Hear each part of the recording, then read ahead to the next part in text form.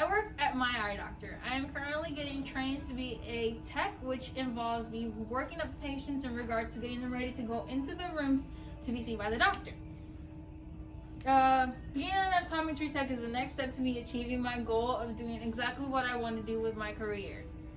If you had an eye exam before, at the beginning when the doctor's tech does the pre-testing, it's the most important part of the eye exam. It helps give a baseline for the doctor in order to know exactly what they're looking for and know a little more background in regards to what the patient does. For today, I'm going to show you and explain to you how pre-testing is and what exactly I do.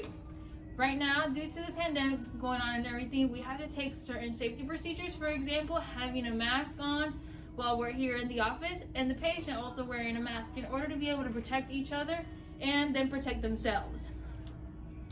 Pre-testing consists of me taking an auto-refraction, which helps give a baseline to the doctor for the refraction that they need to do in regards to getting a prescription for the patient. Then comes the NCT, which helps take the pressure of the eye for the patient. Then we have our retinal imaging photo. This helps take a picture of the back of the eye for the patient in order for the doctor to get a better look to see if there's any macular degeneration, any issues with diabetic retinopathy, things like that. Then afterwards, I would take them to the room. I would tell them have a seat in the big chair, and I would check their vision. This is where I would check their pupils, the motility in their pupils, to see if they have any issues, and I would also check their angles before dilating them just to make sure it's safe to dilate. Today, my patient will be Kiana. We're gonna have her sit in the big chair. Kiana is actually our full-time tech, and she has been the person who has trained me in regards to learning how to do all of this. So, I would come over here and just make sure the table is at a safe height for her. Before having her start, I would disinfect all the machines just to make sure everything is clean.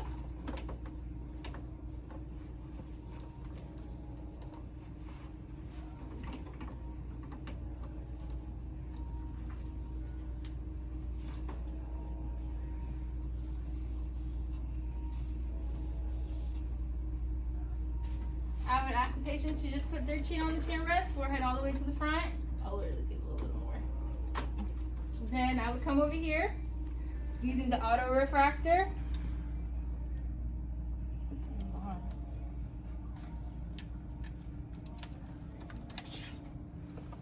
Okay. Yeah.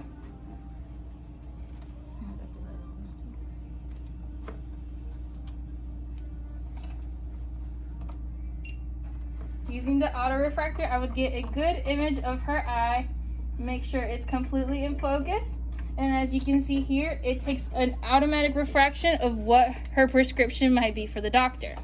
Then I would have her move over here to the second machine. This machine is a little more trickier, and it's the part that a lot of people are most afraid of because it's the machine that releases the puff of air into your eye. I would just center it, have them look straight forward for me.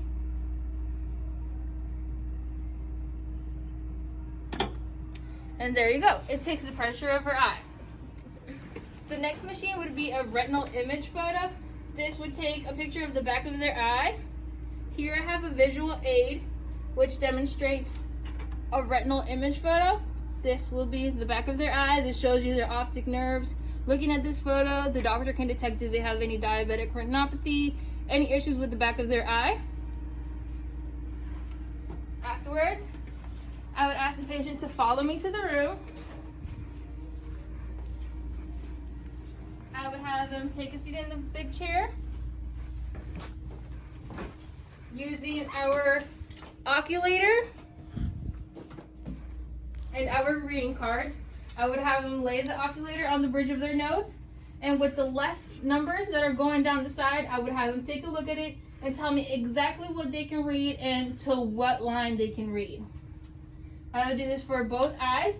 After doing this part, they would keep the oculator, and using the projector, there's a mirror right across from them. As you can see, the letters will reflect on that mirror, and I would have them take a look and tell me what letters they can read from a distance. Then, continuing on, I would use my pen light. Using my pen light, I would check the motility of their pupils, having them just follow the light with their pupils. I would check just how the pupils are, make sure there aren't any issues, that they don't have a lazy eye where the pupil just leaves when the other one is being covered. Then after this, I would follow to doing their confrontations. Confrontations, just check the peripheral vision of the patient. I would ask the patient to cover their left eye, and looking directly at my nose, I would have them tell me how many fingers they have up.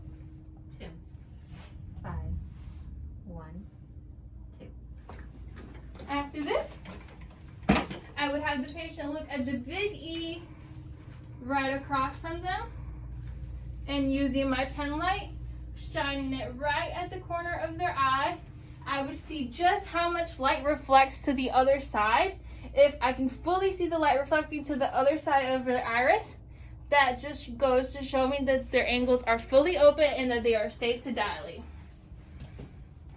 I would proceed to dilate the patient with tropicamide 1%. Right now I'm not going to do this because I'm not going to dilate her, but I would proceed to putting 1 drop in each eye, which would allow the eye to dilate, and the doctor, being able to use the slit lamp, would be able to take a better look at the back of their eye and just make sure everything is working healthy and how it's supposed to.